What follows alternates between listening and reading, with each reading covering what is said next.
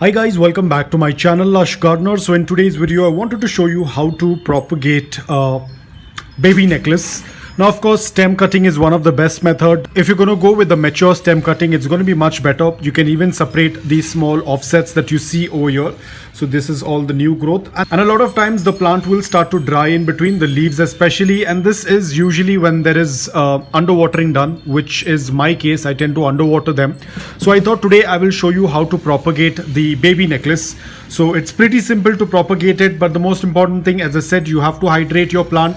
My plant is well hydrated at this point of time, and apart from that you have to ensure that your environment and your climate is pleasant. Now these are basically summer dormant succulents, so if you are from a location wherein your succulents tend to go dormant during the summers, then please do not do any propagation at this point of time. You can wait during the winters, because that is when they tend to get into their growing period. But in my city, as I said, I do not get affected much with dormancy and non-dormancy. They tend to put out growth throughout the year.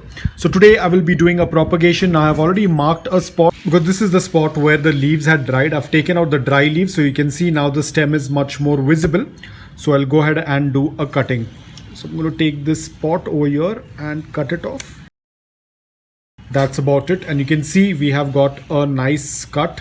The leaves on this particular stem are very healthy, very well hydrated. They have a good coloration as well, and this is the dry stem.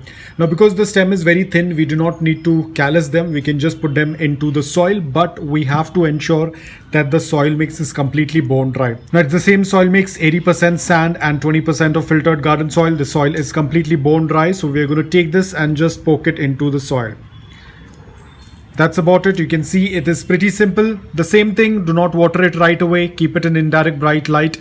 Let the plant shoot out some of the roots, and only then we can go ahead and water it.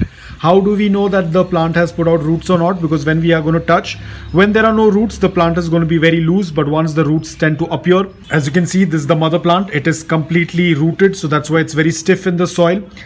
A newly put cutting is not going to be very stiff, it's going to be very wobbly, but once the roots start to grow, that's when the plant will become even more stiff. So this is the cutting that I've just made.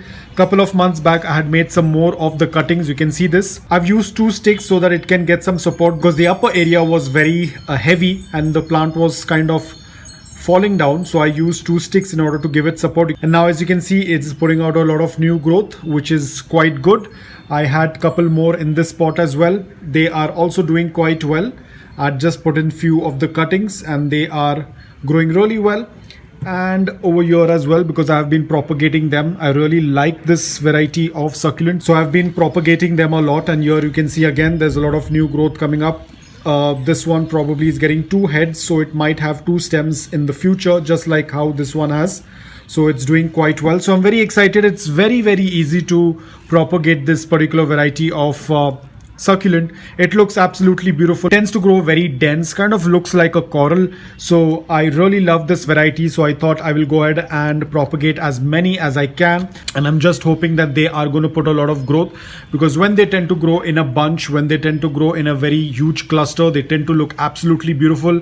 Again guys, here they are looking like they are growing vertically, because these are very small plants. Now apart from it growing vertically, they also tend to trail depending upon how you have made the arrangement. Like here you can see, if this will start to grow, it will start to trail out of the pot. It looks absolutely beautiful even when it trails. Even if it tends to grow vertically, it looks absolutely beautiful. So if you are a person who's looking out to buy a succulent that tends to grow in a cluster, then this is one of the succulent that you can add in your collection. Give it a good amount of morning direct sunlight for 5 to 6 hours. It will get this beautiful red edges.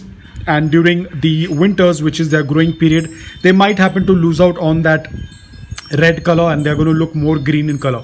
But again, this all depends upon how much of light you give and how you tend to stress this. Apart from that, the soil has to be loose, porous, well draining, and a very lean organic soil. Do not use a very rich organic soil, because that will again damage the plant. Mealybugs can easily attack this plant because it tends to grow in a cluster, so keep a watch on it. Apart from that, it's a very easy to grow plant. What I've noticed is it's a very hardy plant, so if you want to add this in your collection, you can definitely do so, and you can also keep multiplying it as and when you want it. So guys, that's all about it. I hope that this video was helpful to you. If it was, please hit the like button, and if you're new to my channel, please consider subscribing to it. Until then, take care, stay safe, and keep propagating.